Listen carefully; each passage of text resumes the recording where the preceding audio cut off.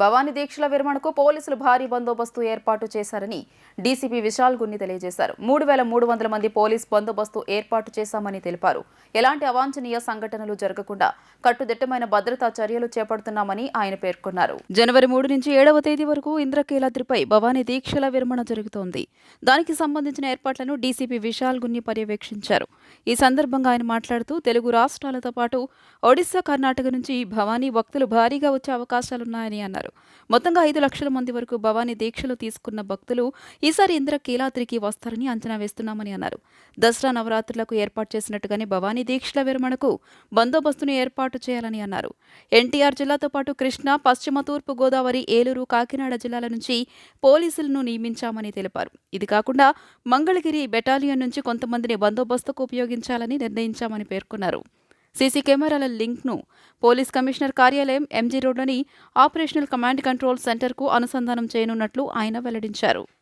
రేపు ఎల్లుండి స్టార్ట్ అయినటువంటి భవానీ దీక్షకి ఈ రోజు నుంచే అన్ని సకల ఏర్పాట్లు ఎన్టీఆర్ పోలీస్ కమిషనరేట్ వైపు నుంచి చేశాము.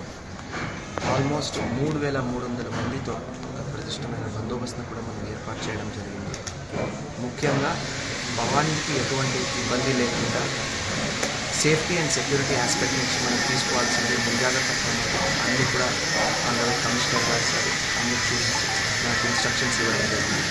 గత సూచన మేరకు ఈరోజు గ్రౌండ్ మీద ఎలాంటి వర్క్స్ పూర్తిగానే ఎలాంటి పెండింగ్ ఉన్నాయి, ఇంకా మనం చేసుకోవాల్సిన పెండింగ్ ఉన్నాయని చూడడానికి ఈరోజు విజిట్కి రావడం జరిగింది. I'm happy with the arrangements.